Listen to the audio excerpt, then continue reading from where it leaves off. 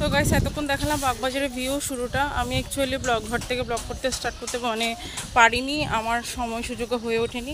তো আমি আজকে চলে এসেছি বাগবাজার গঙ্গার ঘাটে, গঙ্গা স্নান করব, বাবা তর্পণ করবে, বাবা আর মেয়ে দুজনের সাথে চলে এসছে। তো এখন গঙ্গার ঘাটে আমি অবস্থান আছি, দেখতে পাচ্ছেন পেছনে সবাই স্নান তর্পণ সব করছে। এখন বাবাও নামবে, পাশে একটা মন্দির আছে সেটাও দেখাচ্ছি আপনাদের।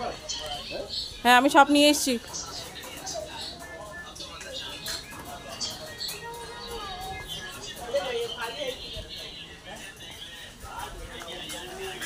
যাই হোক, এখন বাবা তর্পণ করবে, তর্পণ স্টার্ট করবে।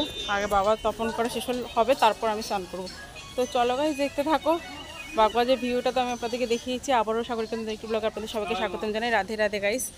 তো দেখতে থাকো, আজকের ব্লগটা ফাটাফাটি হতে চলেছে, যেহেতু আমি গঙ্গার ঘাটে এসেছি। গঙ্গার ঘাটের ভিউটা হচ্ছে অসাধারণ, যা বলার বাইরে। তো চলো। তো গাইস এবার বাবা স্নান করতে নামছে মেয়েকে নিয়ে, দেখতেই পাচ্ছেন, এই যে দেখুন বাবা এখন নামছে মেয়েকে নিয়ে স্নান করাতে। মেয়েকে স্নান করে উঠিয়ে দিয়ে তারপর নিজে স্নান করবে।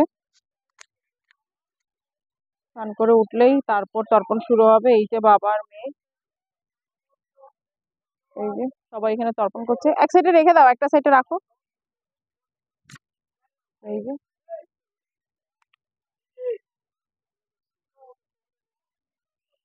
তো গাইস আমি গঙ্গা ঘাটে গেছিলাম বাবাকে নিয়ে তর্পণ করতে। তো আপনাদেরকে সেই ভিডিওটা আজকে দিয়েছি অলরেডি, আপনারা দেখেছেন। তো আমি পুরোটা দিইনি, কেননা তর্পণ করেছে অনেক বড় ভিডিও, ওটা আমি অতটা ক্যাপচার করতে পারবো না, ব্লগে পুরোটা দিতে পারবো না। সেই কারণে আমি অল্প একটু আজকে দিচ্ছি। যে ওরা স্নান করতে নেমেছে, সবে মেয়েকে স্নান করাচ্ছে, স্নান করতে নেমেছে, সেই ব্লগটা দিয়েছি। তো আপনারা দেখতে থাকুন, নেক্সট ব্লগে আমি বাকিটা দেবো, অল্প অল্প করে দিতে থাকবো আপনাদেরকে। তো চলো গাইস, কেমন লেগেছে অবশ্যই কমেন্ট করে জানাবেন, লাইক কমেন্ট শেয়ার করে দেবেন, পেজটাকে ফলো করে দেবেন, ইউটিউব চ্যানেলটাকে সাবস্ক্রাইব করে দেবেন। তো চলো guys, Radhe Radhe, bye bye.